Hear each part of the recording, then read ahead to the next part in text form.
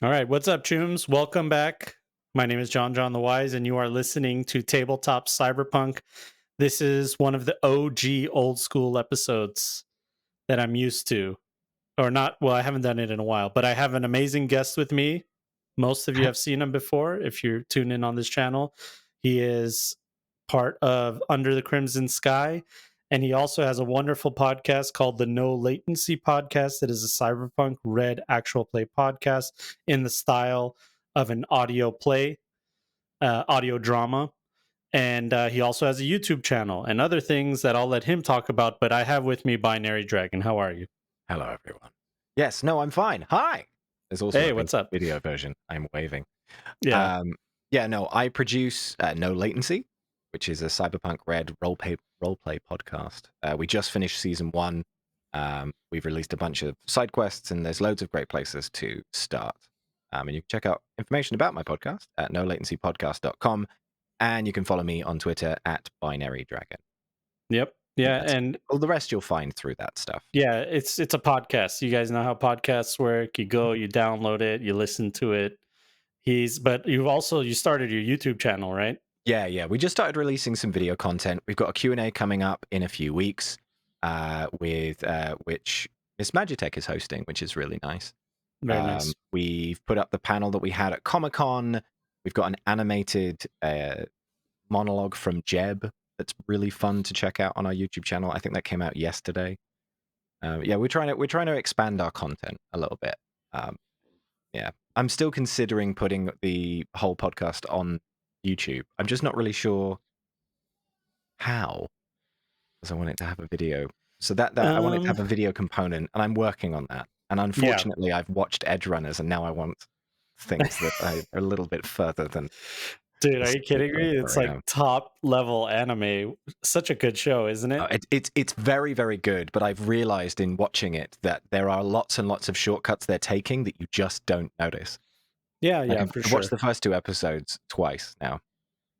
And I don't want this to divulge into a conversation about Edge Runners, which is now available on Netflix. And if you're into Cyberpunk, sorry for hitting my microphone. If you're into Cyberpunk, I would check it out. People say, give it a few. No, seriously, just finish the first episode. I have a friend of mine who was like, oh, yeah, I kind of watched half of the first episode. And I was like, what are you doing? It's like 25 minutes. Watch the whole thing. Dude, watch the whole thing. Are you kidding me? Watch the first episode. Give it a blimmin' chance. It tells you it really tells this is what the first episode is one of the best first episodes of like any show I've ever watched. Oh wow, you really like it. Well, yeah, because I'm super critical, I mean, I'm not super critical, but I mean, I would be, because I've been playing Cyberpunk for years. Yeah.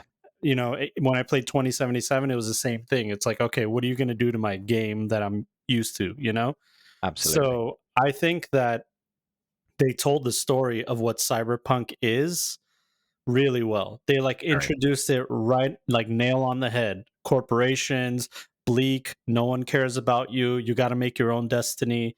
It's like exactly what my Cyberpunk life has always been about. And there's so much death. Yeah. There's a lot of death. There are consequences for actions and consequences for social status. And people die. And I like that. Yeah. Some people honestly throw their lives away. Yeah, segues into what I wanted to talk to you about, because full disclosure, I was like, John, I want to talk about this thing. So I will say, at this point, right where we are now, there is likely going to be spoilers for the end of season 1 of No Latency. Fairly deep spoilers too. So if you don't want to listen to that, that's fine. Yeah, this is kind of not the episode for you if that's the case. If you're interested in the show at all, we've got by the time we're finished with season 1 stuff, it'll be 85 episodes of really fun Cyberpunk Red content that I personally think, as the creator, you will enjoy. And John's listened to at least 6 episodes and says it's okay, so we're good, right? How dare you? I said it's one of the best shows out there. Are you kidding me? And I mean that genuinely. When you guys listen to it, you'll know why. It's like the attention to detail is insane when it comes to audio dramas. if you guys have ever listened to any of those audio dramas, especially modern ones, there's like Mm. spatial audio things going on that you're doing, sound effects, Yeah, we and do a it's a lot. fun story, man. But spoilers for that. Yeah, it's going to be heavy spoilers, but the good news is that you can go and binge No Latency season 1 Yep. and the side quests if you're on Patreon. Which John And John is in one. You're in our first one. I am in one, which is I think it was 2 episodes, right? Or was it Yeah, 3? it was 2 episodes. 2 episodes. Duck Uncover. Yeah, that's right. That was so much fun, man. They so they're all there available, so you can binge all that, and then you can come back to this and have a little mini Q&A before the Q&A, you know what I mean? Yeah. Yeah. And frankly, if you want a taste of the show, you can check out the Memento Job, which is available on a YouTube channel. It is 2 episodes. One is an animated short, and the other is our panel at Comic-Con. And it's very much what we're like. Yeah, that's great. That's great. So yeah, so we're going to spoil that. Enough plugging. We're done. Enough plugging, yeah. Let's just get to the meat of it. Today we wanted to talk about not player death, character death. I already did a video on player death. Oh, yes, quite. PC deaths, more specifically. Yeah, we're talking about character death. I know it's a topic that's been talked about before, but it's one of those things that there is no solution for it, but it's something that is inevitable and it's going to happen. And it's Yeah. always interesting to talk to other game masters and players to see how they've dealt with it. Yeah. And again, spoilers begin like right now. Yeah. For No Latency. Hey, I've never killed a player before, and now I have. Yeah. And it was weird. I didn't, and I had, unfortunately, it wasn't just like a few weeks before. It was about halfway through season 1. I'm actually going to try and be subtly vague to the best of my abilities. Mhm. One of my players turned to me and said, "Hey, I can't continue being in the show after season 1. When does it end?" Because they have to like go and do in real life stuff. They've got a literary agent. They're writing a book. It's all incredibly exciting, but they need to dedicate some time to it. So, he was like, "Well, yeah, they were like, fuck." They were like, "Oh, well, blah, blah, blah." He was like, "I don't know. Maybe I could do little bits." And I was like, "What do you want to do?" And he said to me, "I want to die. I want my character to die." And I was like, how do you? Okay, Yeah, cool. let me pause you right there, if I may. Go ahead. Yeah. The idea that someone wants to kill their character voluntarily is like, I love everything about it. It's like ballsy, it's Yeah. brave, it's cool, it's interesting. But it's the reason it's so amazing is because I know people that have had the same characters for years. Yeah. Like Arnog plays in our Under the Crimson Sky. Wildblood It's is the same not a guy. new character. He's Yeah. been playing that character for like 20 years. You know what I mean? Yeah. So and I know that your player was invested in their character too, but Very. they knew that it would be such an amazing moment Yeah. if But somehow that happened. there's one other wrinkle to this moment that I think is important. I'm going to adjust my microphone volume a little bit. There we go. There's one other thing that's really important. And I said to him a few days later, it's like, okay, I've got an idea that I want to do that might change your history a little bit, but kind of build on what you've already given us. And he said, "Do whatever you want." Which I think is a very dangerous thing to say to a GM. And because also this person has been a GM, I have been a player under them. And he just looked at me and said, "Have freedom. Do what you want," which I think is a dangerous thing to say to a GM. So I did. I weaved them into the story, and it was impending. And this sensation of like, I've been given permission to do this thing, which generally is really shit. Yeah. I think there are some GMs out there who enjoy playing games where, the people can just fucking die in the middle of the campaign, and that's just the way life is. And then you roll someone else and you shoehorn them into the story, and that's just another way of doing it. Mhm. I'm of the proponent of death is not a punishment. It is kicking someone out of the game a little Hmm. bit for me.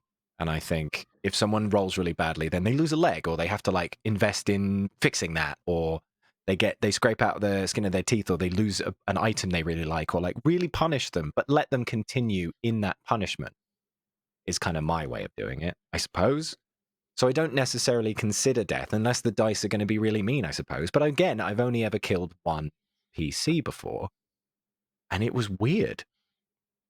Yeah, it is. It's honestly, it's hard to explain, especially to someone who doesn't play tabletop RPGs. Like my wife is one of those people. Like she's never played. She hears me acting like a weirdo in the other room, Hmm. but then when a character dies and I've explained it to her, she's just it doesn't click. Like, why is everyone so invested in it? It's really hard to explain Yeah. why it hurts, to lose a character, even if it's not your character, it's somebody Yeah, else's. I found it nearly impossible to hide how I felt about this situation. Um, it happens in the very last episode of season 1, It's and a you can beautiful hear moment too, by the way. it. Thank you. You can hear how much it's affected us all emotionally. You can hear like my voice breaking. You can hear tears. It really, really pulled us weirdly together, and it was really mad. Such a mad Yeah, thing because we all knew, all the players, everybody I knew was what was gonna going say on. that Everyone at the somebody table, even mentioned all in on the table. one of your players even mentioned, like, I knew this was gonna happen and I'm still crying. Yeah. Yeah. It's a crazy moment, man. And what's even I crazier is that was recorded before we did the panel at Comic-Con. So the Yeah. panel at Comic-Con is ever so slightly a lie. You know, like the cake from Portal. Terrible Mhm. internet memes. No, but seriously, it was odd. I had to like shoehorn a reason into like essentially going back in time. So the Memento job's set just before they head to the Arasaka building. But because of reasons within it, they don't remember. Which was my get out of jail free clause of like, oh, memory forgetness. I'm 12. This is the story we're writing today. Fuck. It was all a dream. Right? Yeah, right. And then they forgot. Yeah. The first character that I ever killed was ugly because the player, unfortunately, was not the type to be able to handle it. Like, uh, the way I would explain it is they just didn't want to accept it. They didn't Yeah, like for their character to have a chance to fail, and that was just like that's like a deep rooted problem with that player. Like right. they always wanted to be on top of every situation. Yeah, So when their character died, it was at the final moment, final boss, final everything. So I thought, damn, what a way to die, like at the last moment. You know what I mean? But to them, they were like, I think it was kind of bullshit that my interesting. character died. So that put me in this like spot where I'm like, was it bullshit? Was I too hard on the encounter? Was it fair and square? And luckily the other players were like, no, dude, it was fair and square. You're fine, and that helped me a lot. But yeah, like you said, it's weird. Weird. It's weird. Have you ever died as a player? Yeah, yeah. Actually, the first character I ever made died like immediately. Oh, It was in Rifts, Symbieta's Rifts. I was playing with Arnog. Arnog shows no mercy. right. Yeah, He well, duh. he killed my character. Well, to be fair, I rolled a 1 and the opponent rolled a natural 20. Oh, So it's damn. like, Okay. when Well, else am I supposed to die? You know what I mean? yeah, yeah, yeah, yeah, yeah, yeah. That's Absolutely. like, and that's when I was introduced to that. You know what I mean?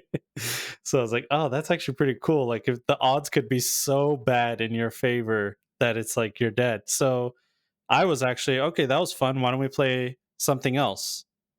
And we started playing other RPGs and stuff like that. Fair. Hmm. Yeah, So I've yeah. died as a player. Um, and I knew I was going to. I'd made the decision. I didn't tell anyone. I instigated it. I'm the one who clicked the button and caused the explosives to blow me apart. Was I it a was the one. heroic sacrifice thing? Yeah. Yeah, Mhm. yeah, yeah. Yeah. My GM was very surprised. That's cool, man. It's like the vampire comes towards. It was Spoon actually. The vampire comes towards me. And I was like, cool. I hit the detonator. He went, what? Excuse me. Oh I knew it was man. the last session. He was the big bad. I wanted everyone to live. I was like, fuck it. We're not going to continue these characters. I know Yeah. that. I knew that this was it. This was where this story was going to end. I was like, it'd be more fun. Boop. Bye, Vampire Man. Blew half his body off. Yeah, That's great, dude. it was fun. It's great when you can choose. It does suck when you lose to the dice, Mm. but that's part of the fun. That's part of the risk it for the biscuit kind of thing when you go and you play. That you know that the odds could just be stacked against you one day, and you just lose that character that you worked so hard on. Yeah. Yeah. But stories have to end. I think that was something else that struck me from a sort of production side of a story.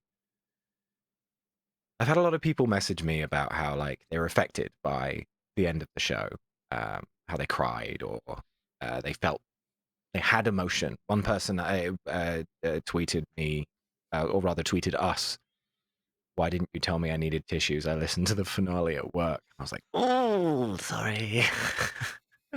It's like, dude, I'm crying in the club right now. Yeah, and I think it comes from a mentality of like tragedy is still a great story to experience, even if the victory is bittersweet. It's important to see that Night City and the book itself does say that like nothing's black and white, even your victory. Yeah. People lose legs, people lose their lives, people lose trust. Um, Not necessarily all of those happen in the show, but these things happen. And they make them feel like more real life. And it makes the stakes of the game that you're playing, I think, heighten. Because now that I've done that, now that I've killed a player, I know that it's actually not that difficult. Now that I've Mm. killed NPCs brazenly, I know how that can affect players and how it can make them feel like these events matter because we're not always going to win. Mm-hmm. And I think that's important. Of like that teetering edge between being a complete annihilator as a GM. Be like, no, you're dead. Fuck you. Giant Well, explosion. that's easy actually. Like the game is designed in such a way, any tabletop RPG is designed in such a way where the game master can create something that kills all the players instantly. So Mm. that's not something that you can't do as a game master. That's actually one of the easiest things to do. You pick the No, but that's what I'm hardest. saying. But you pick finding that middle ground between it being unbelievably easy, where they're like, oh yeah, we won again. Exactly. That's the art of it. Yeah. And then when they lose their characters in that middle area that you've created, where it's just challenging enough but not too, too challenging, then everyone's like, "Hey, it was fair, man. You went straight down the middle and you did it that way." Yeah. Yeah, it's weird how it emotionally affected me. I've cried about it a lot. And Yeah, I'm a I get it, crier, man. I like to I like to let my tears out. I'm not one to hold them in. But man, Yeah, alive. feelings are Woo. real, man. Yeah, mate. Yeah. Just Feelings are adorable. real. I cry so much more now that I'm a father. Like I was like like cold-hearted person. My wife was even like, "Dude, you're scaring me. Like sometimes you don't cry." But as soon as my son was born, it was like I cry over everything now, dude. Amazing. It's so funny. But talking about losing a character and everything and creating your story, I think also what you did was you did a really good job immersing people in the story. Mm, And I've really felt like I was in the, I don't want to say what kind of vehicle, but I was in it looking down with everybody else. mm, And I saw what they saw. And the mm. way that it ended right there at that moment was what really painted the picture, because those are like the traumatic moments that like remain in your mind. Yeah, big time. And that's what it was. And you went there and it even spooked you, dude. Yeah, man. Yeah, it's not only that I killed a PC, I killed like main story characters, main story NPCs as well died, and a few other ones could have died, but players took actions that meant that those characters lived, which was very interesting. I didn't expect them to. In my Yeah. head, I had this like, well, if this person stays here, they're fucking dead. No one said anything, and then all of a sudden, somebody demanded that they leave, and they get to live. Yeah, it was. You put down these rules on a piece of paper, when you're planning this shit. Like, oh, okay, so if this person stays here, if they have to roll and they'll likely die because it's, you need a crit to win or blah, blah, blah. And also, here's the other thing. I had died as a player before I killed a PC in a game. And when I chose to pull that trigger on that magical C4, because we were playing Blades in the Dark, and blow up that vampire and myself, ending my character's life and the vampire's life as well, my GM didn't make me roll for it. Hmm. And I think that's a great choice. I think so too. I honestly think so too, because there's no reason. What are you going to roll for? I mean, if you Does my survive, it thumb sucks. slip off the thing and then it doesn't happen and then I die? That's worse. You're going to boring. die anyway. Now you die without blowing yourself Without up having a cool death. heroically. Yeah, you're denying. And I think that Spoon's reasoning for that is very much just that is a yes and moment. That is not a let's see moment. And I think those are the honestly, it would take differences. me out of the immersion if Oh, yeah. anything other than that happened. So it's like sometimes, just like when you tell your players, like, there's no reason for you to roll for this check because it's so impossible, you're not going to be able to pass it, even if you get the maximum. It's the same thing for that situation. It's Yeah. like there's no way to survive. It doesn't matter what you roll. But I learned in that moment, I was a young GM when this happened in terms of my GMing history. And I learned that, like, there are just some moments when a player has so much drive for this moment that you just say that that's fine. That happens. Yeah, some things that happen in life are guaranteed to happen. Like I can push a 100%. shopping cart. Like I don't need to.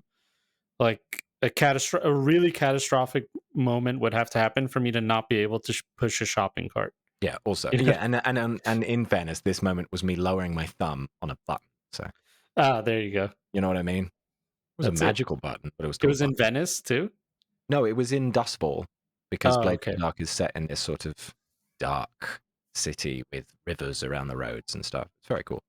Was that recorded, by the way, or you guys just played? No, that was an offline game I played with Spoon during the Panasonic with in Skull or Jade's Discord. Oh, With a bunch of okay. people from Twitch. It was Did really I meet fun. you after the panorama?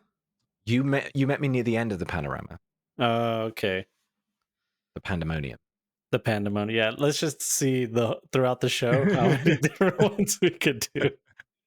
So Not to belittle the event, but pancakes were a YouTube weird doesn't time. like that word at all. Yeah, I know. But I mean, so far they like me because I've been submitting the ratings of our Under the Crimson Sky, and it's like, is there any foul language? I'm like, no, there's no Arnog. There's no Arnog saying the worst things ever. I'm surprised. I'm normally the one who's like the most sweary person. Yeah, he's I just swear like a sailor. there's only one. He's one of one. Yes, indeed. Definitely one of one. Talk to me about the aftermath. After the player's character is gone, how soon did you guys recover from it, you think? I think we were fine. I think a lot of us went through our stages of grief while playing the game because we knew from halfway that he wasn't going to continue. And it became very quickly apparent that his backstory had been woven into the overall story a lot deeper than other people because of that choice. So we felt pretty prepared for it, actually. We had discussions about, if we're filling a fourth chair because we have 4 players after season 1, and the answer to that is in our Q&A. Comes out on our YouTube channel. There you go. You're last not getting Wednesday anything free this here. month. But yeah, we thought long and hard about what to do next, and I think we've made a really good choice, and I think people are going to be happy with what we do. It's the person you told me, right? That is, they are going to be the irregular, right?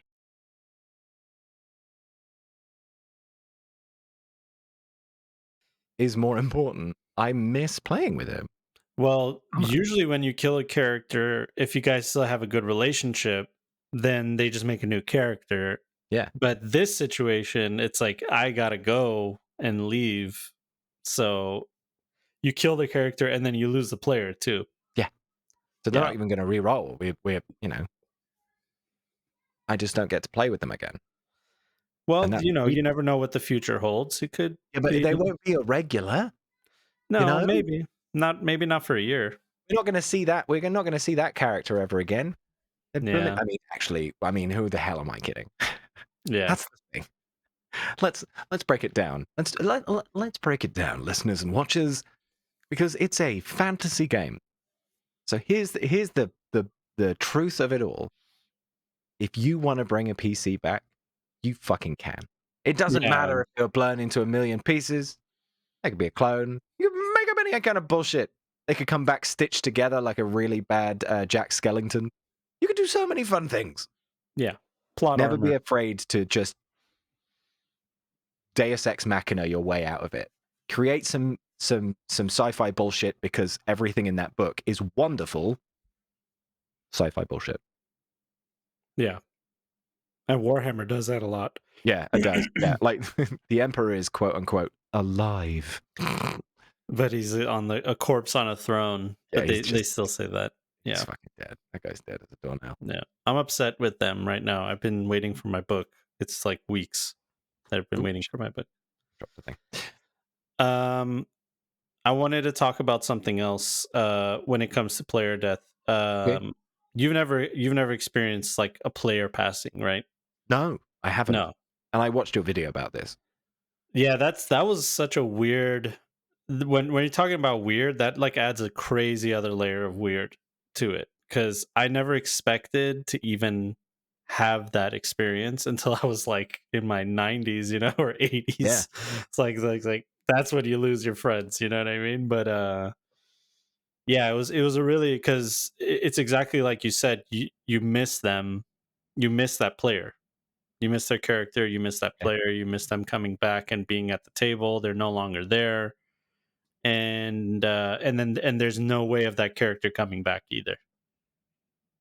So I get that, but how it seems like you're okay now.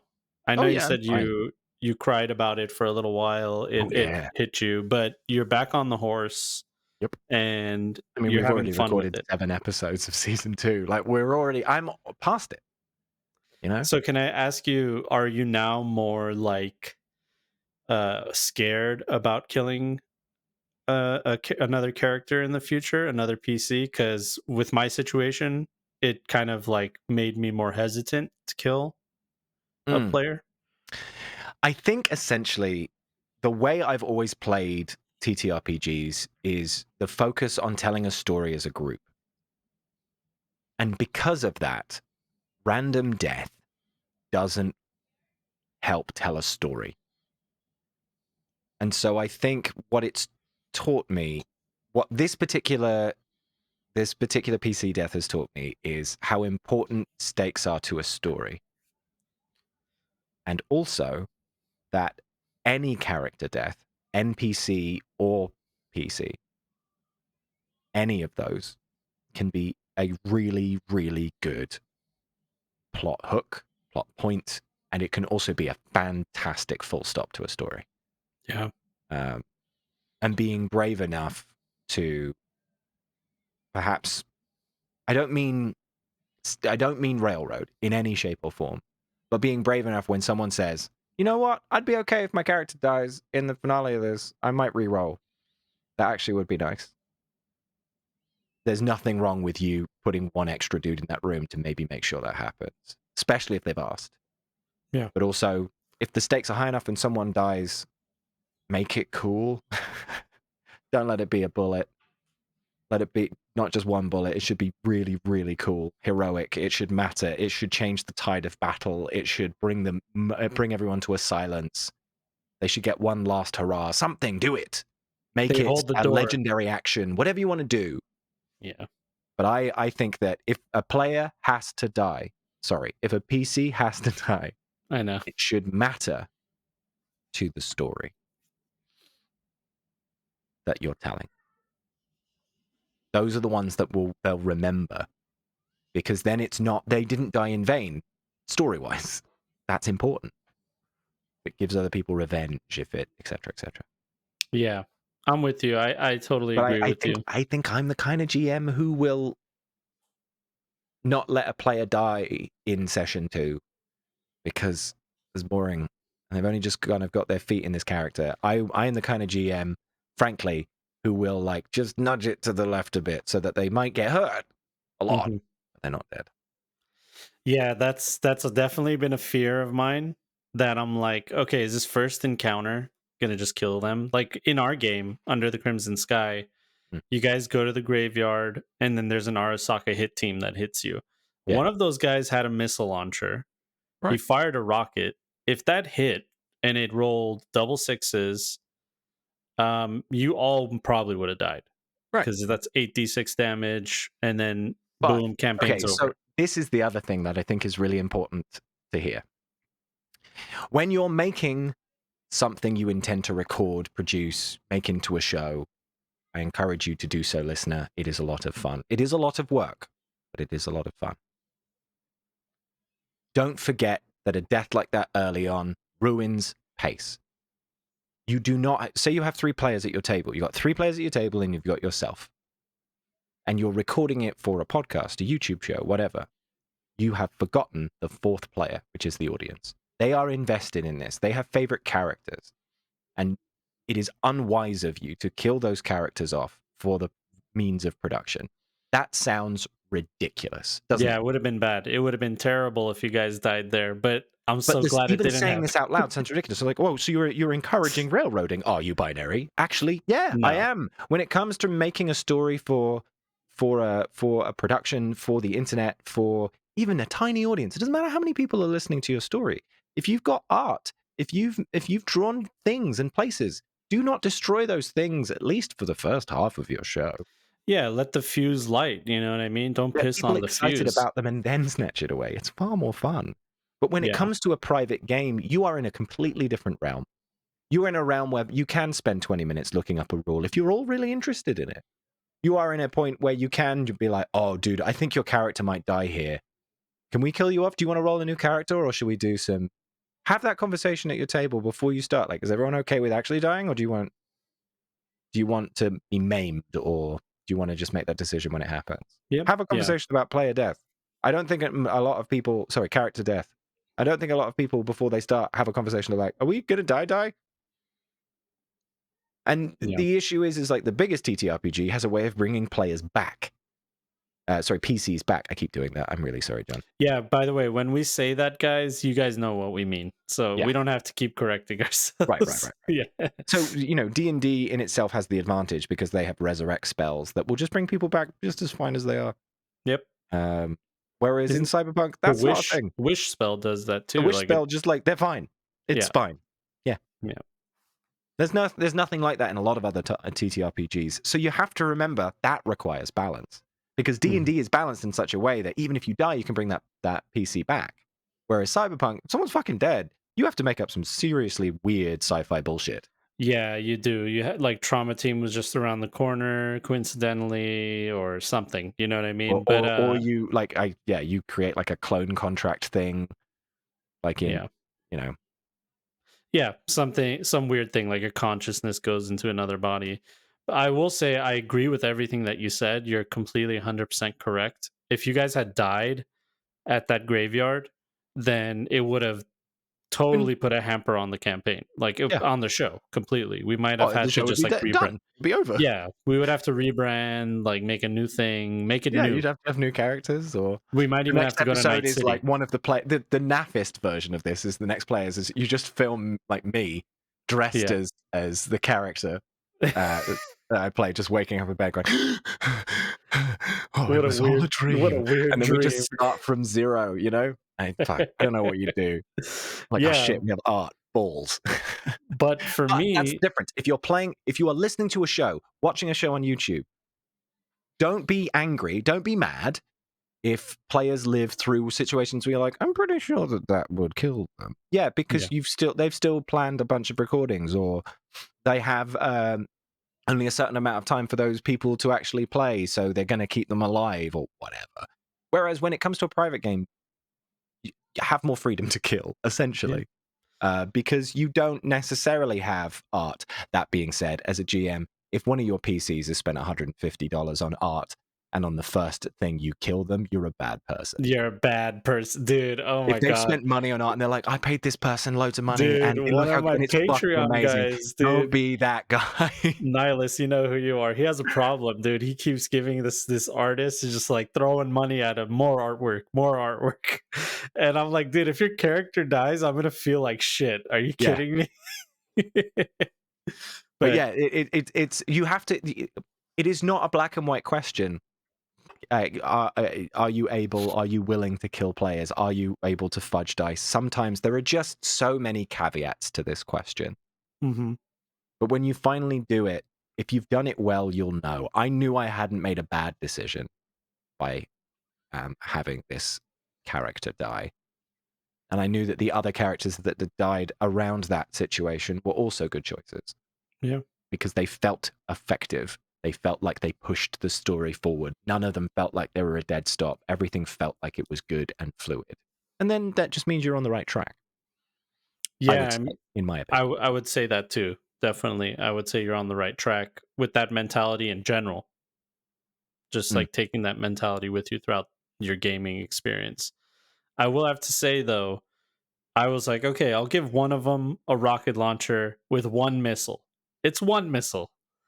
Yes, it could go terribly wrong and ruin everything that I've been working for and ruin this show that I'm working on. Or it could do just enough that it's dangerous, or it could just whiff. And that's exactly what happened. It whiffed. It went Yeah. too wide. I rolled terribly. I didn't fudge any dice. I just rolled terribly. And the rocket missed. And they're like, all right, so we got to fight him another way. Yep.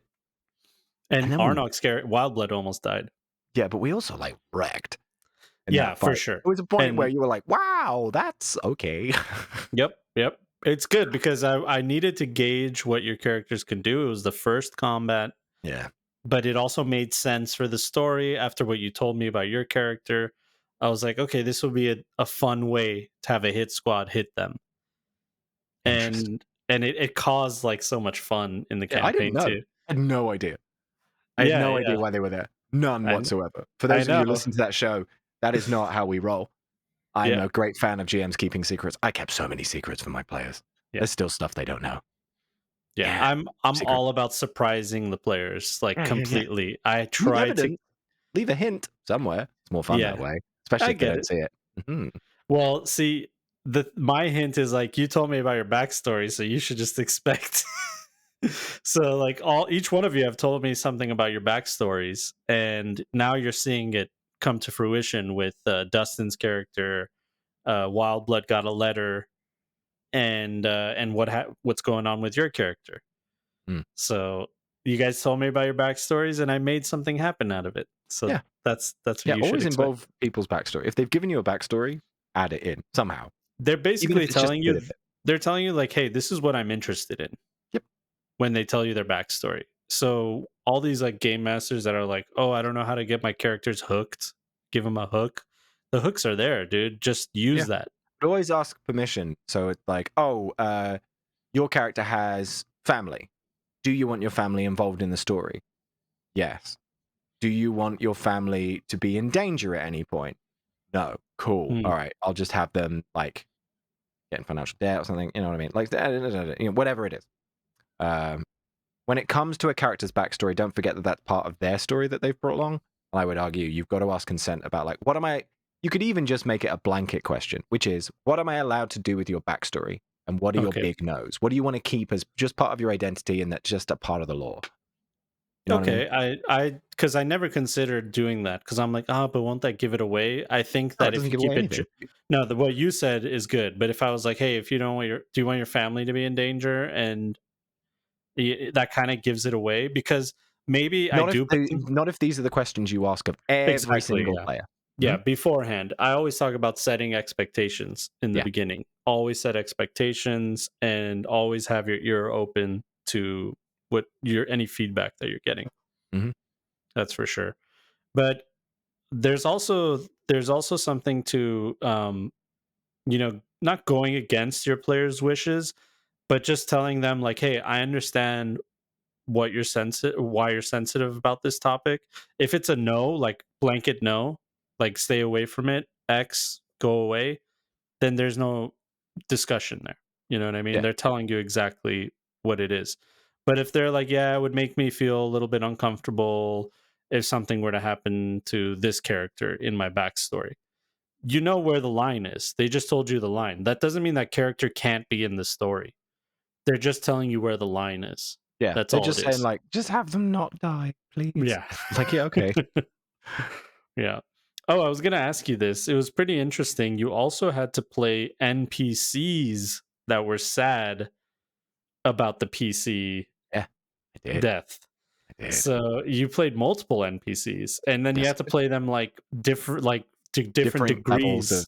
yeah. Yeah, of grief. Like one's like, oh, that's pretty sad. I feel bad for you guys. The other one's like Yeah. in shock. Can't believe it's happening. Mhm. So And talk at to one me point, I about also that. play an animal that is also upset about it. I lent on look, I'm a classically trained actor. I trained in London at this big posh It's not even fancy his film accent, school. dude. And ha ha It's ha ha ha. The answer is that I lent on my acting stuff that I've learned over the years. I will say one of those characters was just my honest reaction to the situation. Uh, that was easy to lean Mm. on, and also from an actor's perspective, was also safe for me to lean on. Um, I know it doesn't really come up a lot when it comes to role playing, but you can get very emotionally involved in this sort of stuff, and it can really, really hit you, and you won't fully sort of understand, I suppose, why it it is dangerous, frankly, to wallow in these feelings for a long time. Method Oh yeah. acting is dangerous if you don't know what you're doing. I actually don't do method acting personally at all. I don't want to. I don't need to.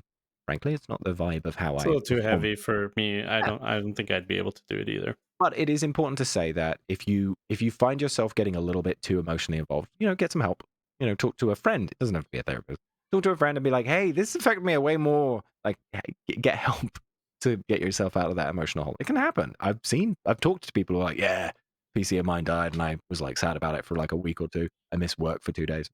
Well, you should have talked to somebody about that. Yeah, it should be as temporary as possible, the feeling, and it's So okay, it's valid. okay to feel forlorn a few days ago, but if you're missing days of work, ask for some help. Yeah, for sure. If it's going to actually affect your livelihood and your life, Yeah, because work, as much as we all hate it, it's what puts food on the table, and that's what exactly. gives you sustenance. So it's affecting your life. So yeah, you definitely got to do something about it. That's why it's good to have the best support system is already there. It's your group that you guys game with. So no one's going to know more or understand more than the people that you play with. So what I usually like to do after a character death is the next session is just chatting, just hanging out. And Oh, I didn't do that. Fuck. That's a good point. well, you guys are going to do the Q&A. Yeah. No, So we that did. that is a form of it. That's fine. There might be some things that there's no closure, and then you'll find closure with that. I will say one thing about season 2 that I'm really, really excited about. It does not start in a bar. Oh, there you go. So we're leaving. Don't tell me. No vacancy. No latency. It's the title No. of the podcast. I, Fucking I'm an god idiot. damn. I'm an You've been idiot, on dude. it. I'm an idiot. I forgot that's the name You of the bar. edited this. You, man, No, I'm alive. keeping this in, guys. You're getting me real and raw. This is Okay, I literally just forgot. No vacancy is the name of the LA bar. yeah. It's the bar in LA. That's Yeah, why I based it. It's a pun on that's it. that. Yeah, yeah, Yeah, yeah, yeah, Fucking yeah. Jesus Christ. Um, That's great. we've had some fun though on the show, and you can check out our bloopers, which come out in the main feed next week, which 21st of September, and then the QA comes out as a video version on the 28th of And the September. Patreon is ripe. Oh, there's so much on our Patreon now. We've got, I think it's almost 200 posts of stuff. We've got exclusive side shows. The Sana Retro Show has, I think, 42 episodes. We Yep. just released the finale of that. We've Some got all of our side side quests. quests with no ads. We've got all of our episodes with no ads. We've got maps, tokens, art, fun videos, behind the scenes photographs of us at San Diego Comic-Con. The first episode of System Switch, this other podcast I'm working on right now. Find out more about that on like our website and through our Twitter and stuff. Well, when you guys Um, get that going, I definitely will come on the podcast talk about it. System Switch. Oh, it's already started. Episode 2 came out today. Oh, did it? Yeah. Okay, so then we'll need to bring somebody from the crew, and we'll Oh do yeah, like we'll a bring little. Spoon on. You can talk Yeah, about GMing it. I'm down. Yeah. It's his baby. I'm just a player in it. But Yeah. I guess I'm a producer. I designed the logo for it, which is pretty Whether you exciting. like it or not, you become a producer of whatever show you're in. Every show I'm on, yeah, because I've got so many producing skills. I was like, you want to get money? Yeah, no, fine. I don't mind. Yeah, yeah, that's good. And don't forget to check out our Discord as well as John's Discord. It's brilliant in there. You can find out people to like hang out and play games with and stuff. And also chat about the wonderful game that we all love playing, Cyberpunk Red by Artelsorian Games. Oh yeah, and especially with all the new releases coming out with Cyberpunk Red, people are always chatting in there. After the anime came out in my Discord, it's like popping off with people talking Yep. about it and People are stuff going to like be that. finding our podcast and listening to this content. And if you found Cyberpunk Red through Edge Runners, good for you. Welcome Oh to man, our incredibly cool community, who's really welcoming and groovy and cool. Also, really I'm cool. waiting for that. I'm waiting for someone to be like, I saw the anime, wanted to give the game a shot, and that's why I'm here. I'm waiting Also, for that, current dude. community people, it doesn't matter if you like or do not like the video game or Edge Runners or any of the exterior content. The fact that it's bringing other people to the hobby is really, really cool.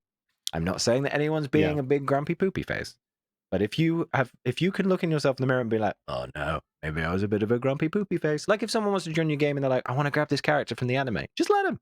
I know it's yeah. not set in 2045. Who gives a shit? Just fucking make it work. You Who can cares? make it work. You could easily Yeah. make it work. You can make anything that's anything and anything make. You can make it work. I will notice one other thing, and I said this to somebody the other day, one of our listeners, Breezy. I think it's really funny that in the fiction of Cyberpunk Red, Arasaka is like a low-rung corporation. They've struggled, they've had a lot of stuff hit them, but in every bloody story, they're the big bad. Yeah, It's so weird. It's like it is I did it too. I did it too. I don't know why I did it, but it felt right. I don't. because they're. I think it's because it's so ingrained in like Japanese culture too. It has like very Yakuza if they made Yeah. it vibes. Yes. And that's what makes them interesting too. Yeah, That's what's super fun interesting about as a them. villain. Super interesting to play as a GM from that side. Super Yeah, mega. you can deploy cyber ninjas and it makes sense. Like no one's Oh, gonna and be it's like, why would cool. you do that? Yeah, Why? it's Who you could wouldn't want to fight cyber ninjas? Sounds exactly. so dope. Yeah, yeah, But it's weird, isn't it? Because and this, I don't think this is spoilers. Like Edge Runner's bad guy is Arasaka, kind of.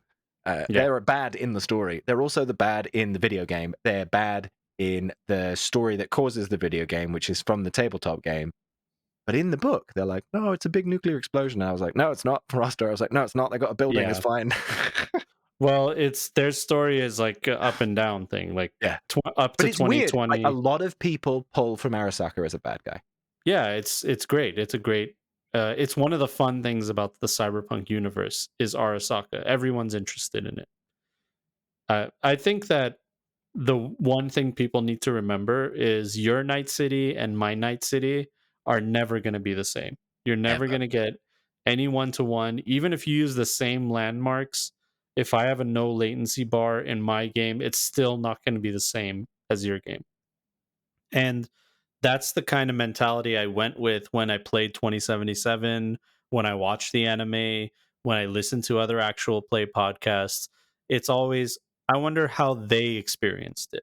Yeah. And I think it's so cool to be able to be immersed in somebody else's vision of what their game is. Mhm. It doesn't take anything away from your game. You know, if Oh, not anything, at all. it adds inspiration to your game. Haha, good fun. Yeah, there you go. Like the I w dude, the Go I on. said it on Twitter, the guy with the 3 eyes in the Edge Runner anime. Have you Man, gotten there yet? that's really cool, yeah. Dude, I Yeah, was like, how did I never think of that? Like, that's such a cool look yeah. on, and he's such a badass. Like the character, I was Massive badass. immediately like, dude, this guy's so Such cool. fixer vibes. I loved it. I knew it was a Oh fixer my before he god, talked. I dude. was like, "Yep, The way like when he popped up and everyone was like, "Oh shit." yeah. Yeah. Oh, fuck this guy. It's Shit. so cool, dude. So good. So cool. So good." Yeah, yeah. So that yeah, so that's the thing, you know, when you see I know that one of the things that you like to do, I kind of classify you as a game master with no boundaries. The Hmm. rules are just a suggestion. Oh, If you yeah, fuck think 'em. something is going to be cool in your game, you know, damn the lore, damn the rules, I'm going to make it happen. Yeah, it's way more fun. And I love that. I love that. Thank you. It means a lot. Yeah, man. I love that. I try to I was I've been a little bit more, I found my sweet spot. I like in the middle. I'll take the lore, I'll take what I like, I'll put it in the middle, I'll find something that works right there.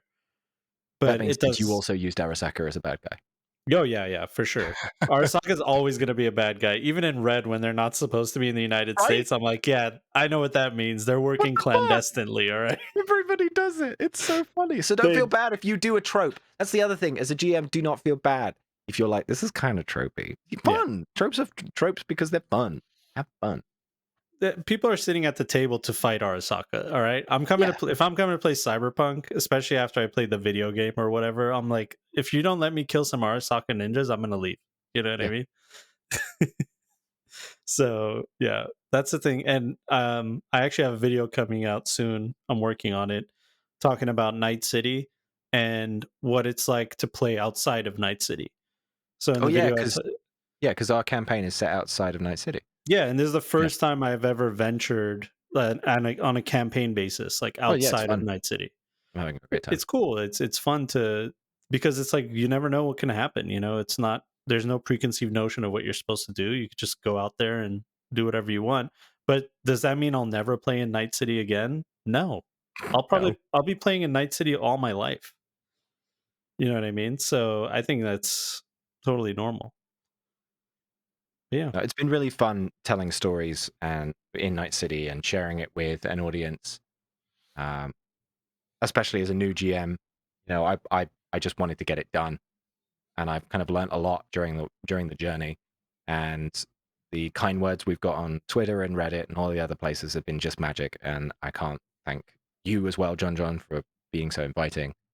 Um, it's been really cool I'm happy having to do people so, man. excited about the stories that we tell. It's been very neat, very Yeah, very and neat. it's from my perspective, it's really cool to see all these creators like you making cool content for Cyberpunk, because at the end of the day, I'm a fan, and when people are making things, it's going to be great. I don't. I'm going to ask him. I might edit this stuff out. I'm going to edit from here. So if there's a weird cut, it's because he told me he didn't want to talk about it. But Dustin is working on something very serious with Cyberpunk Red. His game is basically what I'm doing, but better. Like much better, on like a way better level. So I'm so happy to see that hopefully come to fruition, because as a fan first, I want to see that. You know what I mean? That's part of the reason why I started. I was like, somebody needs to do it. You know what I mean? So yeah, that there's good things on the horizon for Cyberpunk. Anyway, we're cutting in now because I talked to my friend and he said, no, don't mention it. Or maybe he didn't say that and you guys listened to what I said before. So we should be good to go. But my buddy, anything you want to say anything you want to mention before we round out this thing? Listen to my show. It's good. Yeah, NotLatencyPodcast.com. you know where it is. Uh, You know it's going to be in the link. The hashtag description's going shameless to. plug. Look, we have a lot of fun. Um, I hope that we give people either the confidence or the inspiration to play the game themselves while continuing to listen to us and supporting us on Patreon. Thumbs up. Yeah, that's it. That's it, man. I'll go and support your other creators out there. All right. Yeah, Oh, there goes camera. my perfect timing for my cam to go out. All right. Thank you guys so much for listening to the Tabletop Cyberpunk podcast. Excuse me. I had a lot of beans for dinner. We'll see you guys on the next one. Take care. Make sure you guys like, follow, subscribe, do all those things. It helps with the algorithm. We'll see you guys on the next one. Thank you so much. Bye. Bye.